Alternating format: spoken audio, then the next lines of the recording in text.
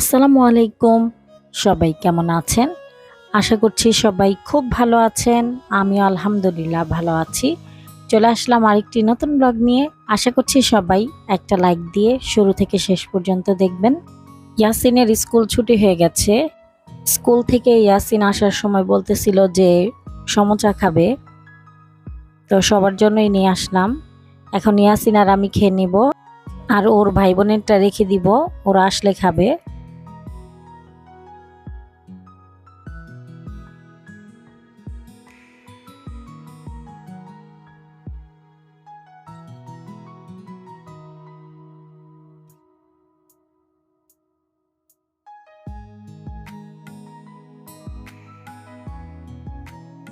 লেবু পাতার চা বানিয়েছি। লেবু পাতার যে স্মেলটা চায়ে খুব ভালো যায়, খুব ভালো লাগে, অনেকটা রিফ্রেশ লাগে নিজেকে।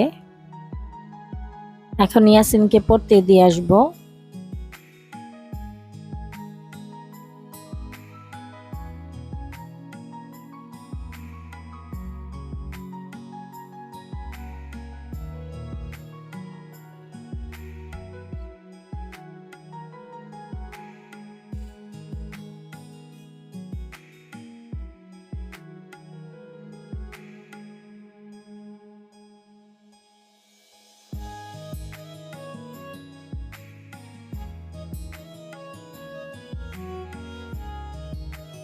ইয়াসিনকে পড়তে দিয়ে বাসায় চলে আসলাম। এখন যা যা রান্না করব সবকিছু কাটা বাছা করে নিব। আজকে ফুলকপি সিম আলু দিয়ে ভাজি করব, বেগুন ভাজা করব, আর এই চাল কুমড়া দিয়ে ইলিশ মাছ দিয়ে রান্না করব।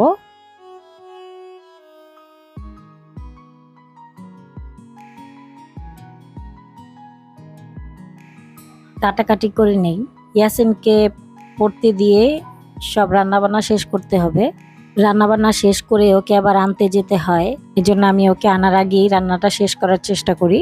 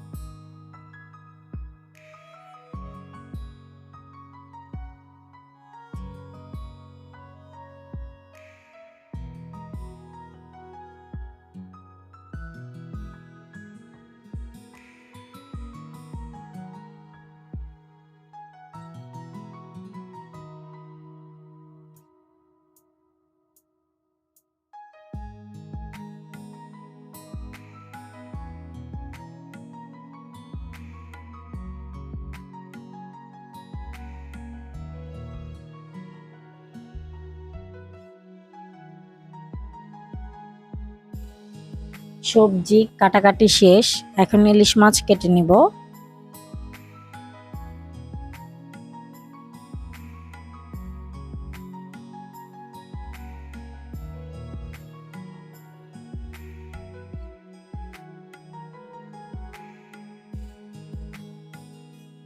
সবজি ভাজি করব, এজন্য এখানে তেলের উপর সব সবজি, কাঁচামরিচ, পেঁয়াজ কুচি দিয়ে দিলাম, পরিমাণ মতো লবণ আর একটু হলুদের গুঁড়া দিয়ে মিক্স করে নিচ্ছি।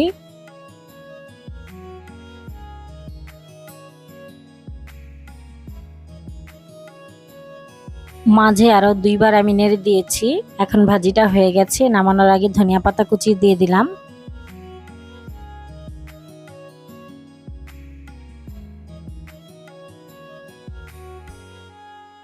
ভাজিটা একটু লেগে লেগে আসলে খেতে বেশি মজা হয়। এই তো হয়ে গেছে সবজি ভাজি। এখন বেগুন ভাজবো। বেগুনটা কাটার পর আমি বেশ কিছুক্ষণ পানিতে ভিজিয়ে রেখেছিলাম, তারপরে আমি মশলা মাখিয়ে পরিমাণ মতো লবণ দিয়ে ভেজে নিলাম, এতে করে তেল কম লাগে। বেগুনটা যদি পানিতে ভিজিয়ে রাখা হয় 10-15 মিনিট, এতে করে তেলটা বেশি টানে না। এটা একটা টিপস বেগুন ভাজার। এই যে দেখেন কত তেল আছে।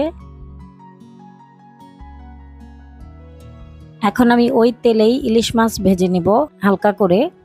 তরকারি মাছ সবসময় হালকা করেই ভাজতে হয়, এতে করে মাছের স্বাদ খুব ভালো থাকে।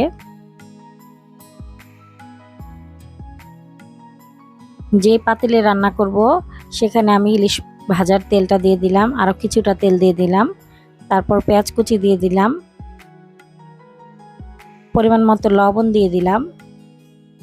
পেঁয়াজটা ভাজার পর এখানে হলুদ, মরিচ, ধনিয়ার গুঁড়া দিয়ে দিলাম, তারপর পানি দিয়ে মশলাটাকে কষিয়ে নিব।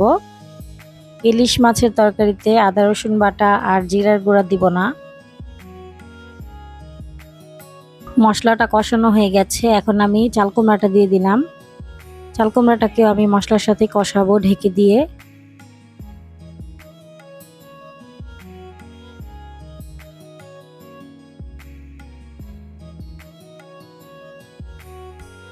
চাল কুমড়াটা কষানো হয়ে গেছে, অনেকটা সিদ্ধ হয়ে গেছে। এখন আমি ঝোলের জন্য পানি দিয়ে দিচ্ছি।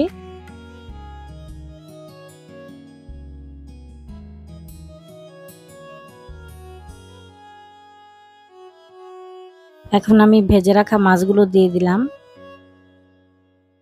কয়েকটা কাঁচামরিচ দিয়ে দিলাম আর একটু লবণ দিয়ে দিলাম। লবণটা একটু কম মনে হচ্ছিল। আর নামানোর আগে ধনিয়া পাতা কুচি।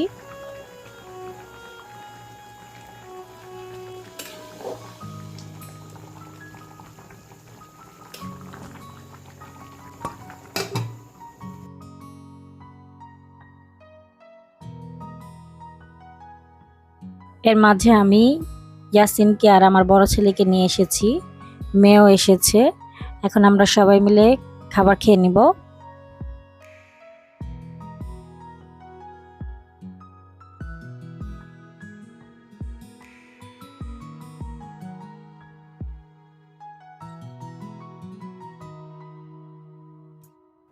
এই সবজি ভাজিটা আমার বাচ্চারা এবং আমরা সবাই খুব পছন্দ করি।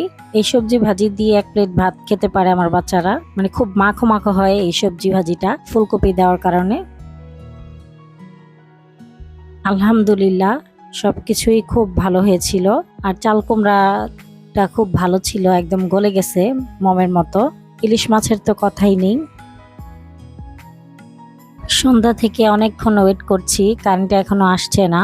বাচ্চারা খুব গরমে অস্থির হয়ে গেছে, পরে বলতেছে যে লেবু শরবত বানাও। ও আবার স্কুলে গিয়েছিল খেলতে, এসে তাড়াতাড়ি করে গোসল করছে, ঘেমে গিয়েছিল।